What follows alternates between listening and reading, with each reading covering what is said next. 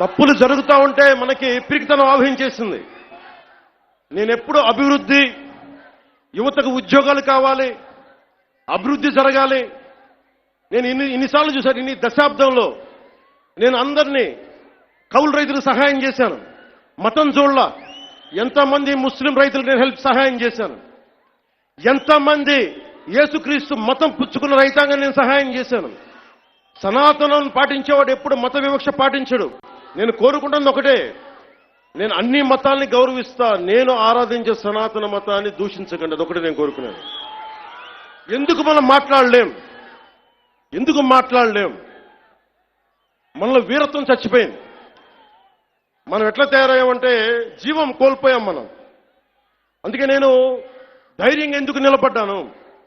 151 ఎమ్మెల్యేలుండి 23 మంది ఎంపీలుంటే అంతమంది కలిసి నన్ను ఒక్కడినే తెలంగాణ బోర్డర్లో ఆపేస్తే ఎందుకు వచ్చాం బయటికి?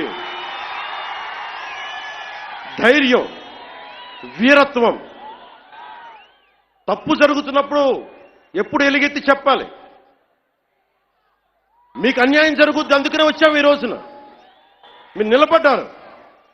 ధైర్యం లేని చోట, వీరత్వం లేని చోట మొత్తం పోద్ది. ధైర్యే సాహస లక్ష్మి అంట.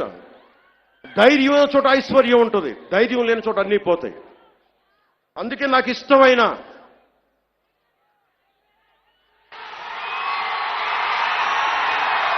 వాళ్ళకి 11 సరిపోలా. ఒకటికి పరిమితం చేద్దాం వాళ్ళని. ఈసారి ఎన్నికలు పెట్టమని చెప్పండి, ఒకటికి పరిమితం చేద్దాం.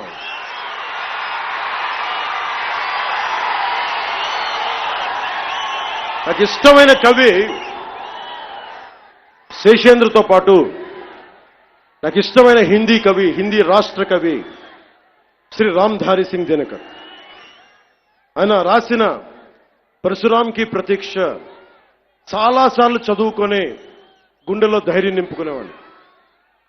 చైనాకి భారతదేశానికి మన దేశానికి యుద్ధం వచ్చినప్పుడు మీరు సైనికుల్ని బలి చేశారు, సరిగ్గా చేయలేదన్న వేదనతోటి పరశురాంకి ప్రతీక్ష రాశారు. దాంట్లో ఉన్న కొన్ని పంక్తులు మీకు చదివి వినిపిస్తాను. वीरता जहां पर नहीं पुण्य का क्षय है, वीरता जहां पर नहीं स्वार्थ की जय है. ధైర్యం లేని చోట మంచి విలువలు క్షీణిస్తాయి, నశిస్తాయి. ధైర్యం లేని చోట వైసీపీ లాంటి స్వార్థపూరిత శక్తులు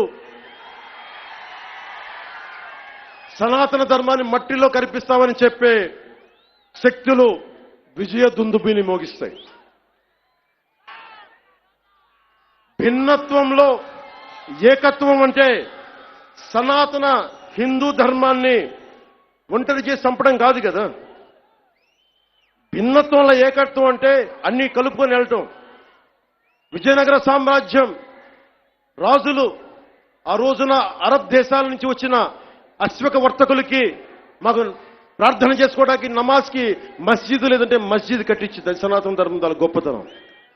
పోర్చుగీస్ వ్యాపారస్తులకి మా క్రిస్టియానిటీకి చర్చిలు లేవంటే చర్చిలు కట్టించారు. ఆ రోజు ఎవరు ఎదుర్కోలా.